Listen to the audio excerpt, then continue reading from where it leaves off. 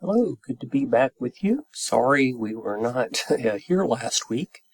Like much of the country, there was quite a snowstorm, but we're ready to jump back in. We're going to look today at 2 Samuel chapter 3.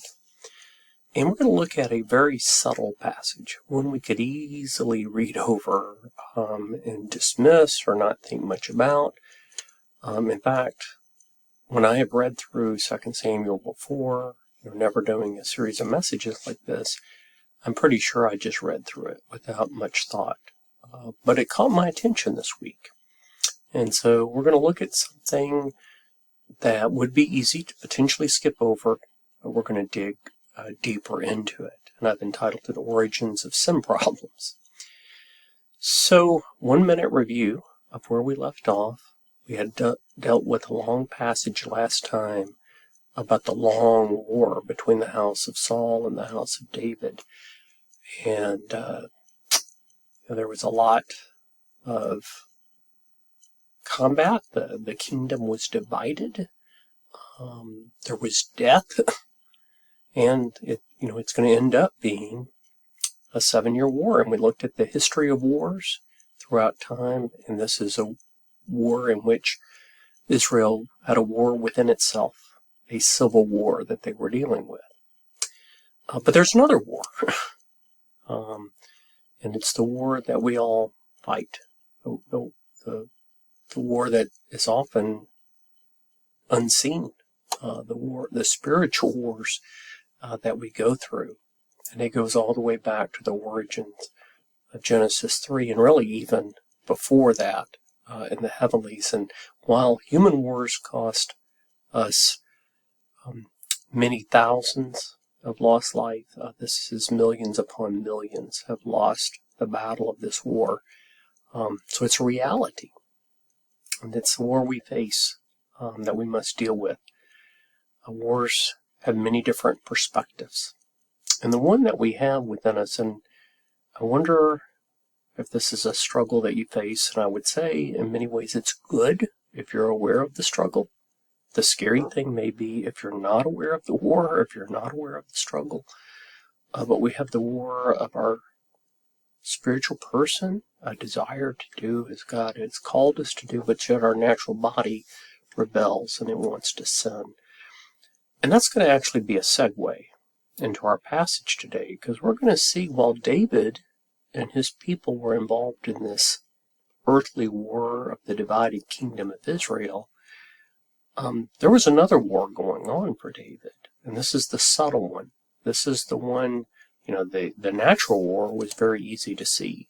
The subtle war was much less evident, and so we're going to dig into that. So I've entitled today, what is the origins of our sin problems, and there's different parts to that. There is that idea of the original sin that we have.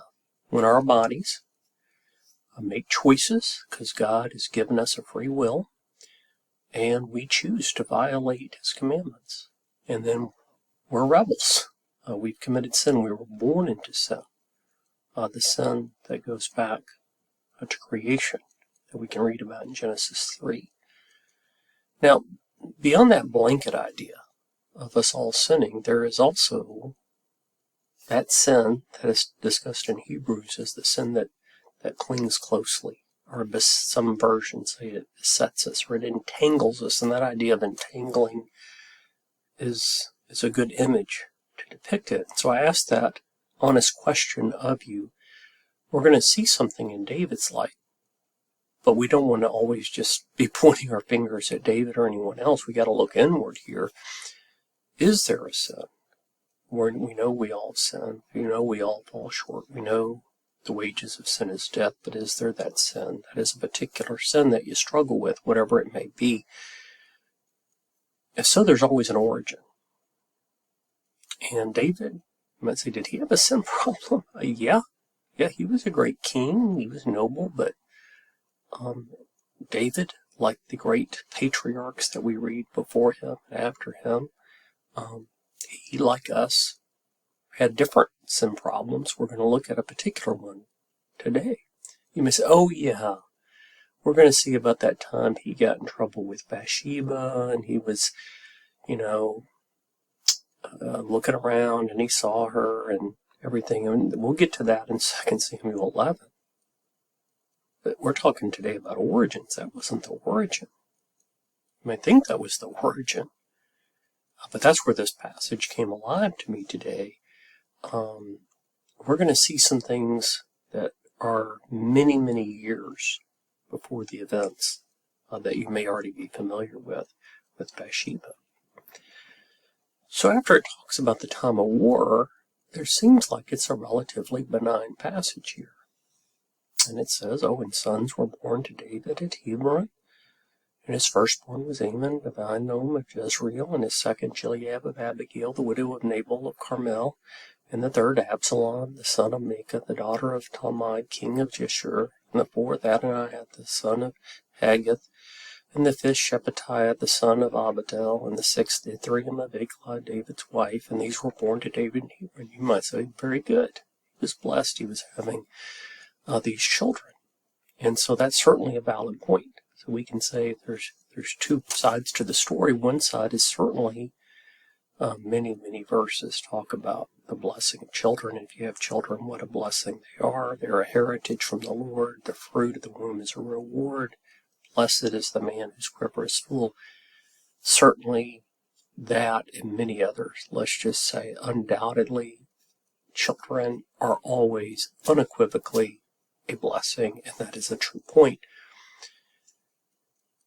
But there's a second point, and the second point is more subtle, and we don't fully see the impact of this sin issue at first. We certainly don't see the problem at first. But let's dig a little deeper into the passage. It's kind of like where I did a double take, like a cartoon. I went, wait, let's slow down here. He didn't just have the 6 children. He had 6 children by 6 different women. Go back and look at the passage. Every one of those, there wasn't even 2 by the same, 6 different women. And honestly, I think there's some good indication with some passages we read that they're not even all being recorded. And we know he will ultimately have many more children by many different women in the days ahead. So then you say, well, and people do that today. There's even shows with people and talking about polygamy and all this. And so that was a different time. And I'd say no. Now, this was never the right or good path.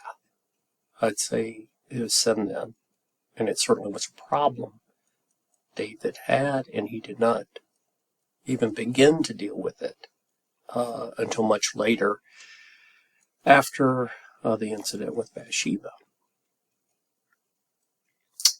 Let me just share a handful of verses here on the principle. And we're going to go back to the origins. Think about doing a wedding. It is a man. It is a wife.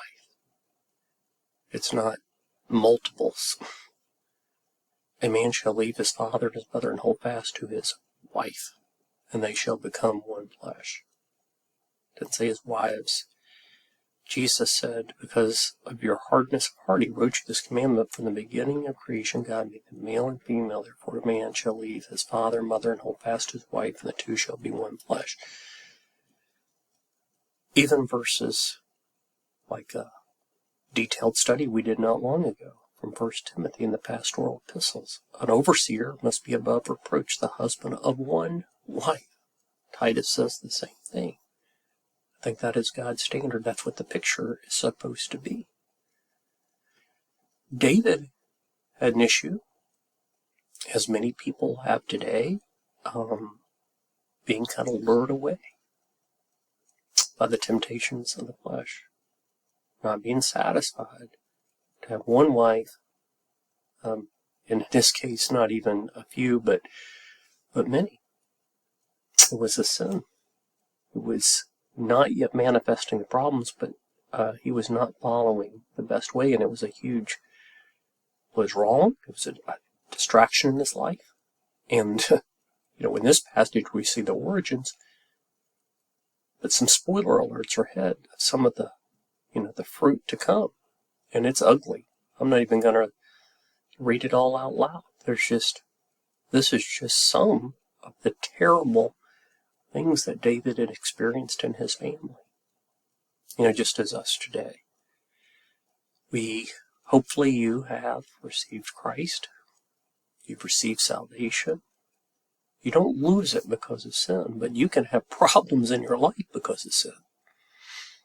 And David, he's a great king, but he's a man after God's own heart, but he had a sin problem.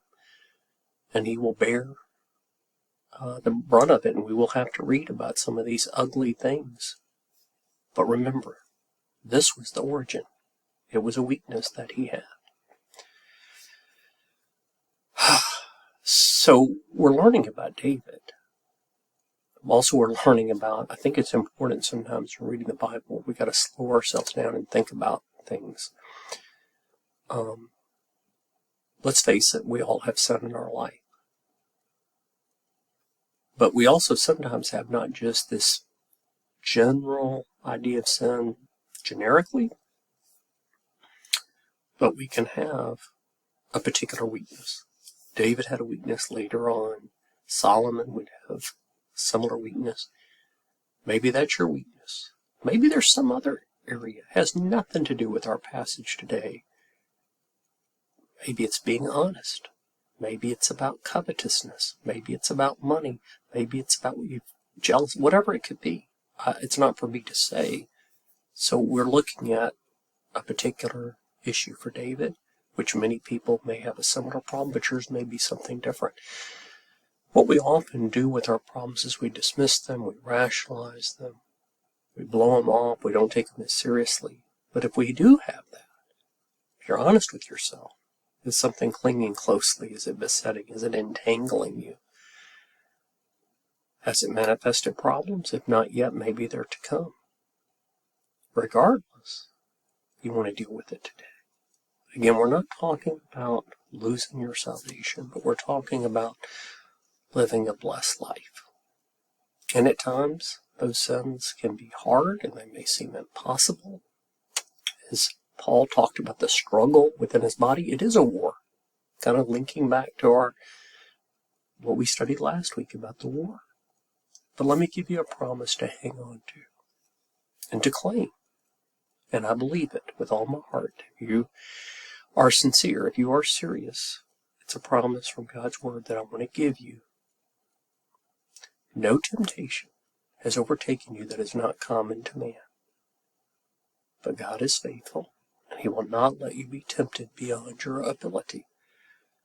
But with the temptation, he will also provide the way of escape, that you may be able to endure it. If you've got an issue, I would encourage you to claim the verse. Tell God. He knows about it already. There's no secret. Tell him there's something that you're entangled in, that you're struggling with. Tell him the temptation is fierce. You don't know how you can do it. But say, God, I know you're faithful. I'm going to claim your promise. I'm going to ask for you to help me escape it. With man, things are impossible. But with God, all things are possible. Yeah, if even King David could be entangled, so can we. Let's learn our lesson. Let's live our best life. Let's live the blessed life. And I pray that you won't push something off, dismiss it, but I pray that today might be the day that you decide, if you need to, today's the day you're going to get serious with it.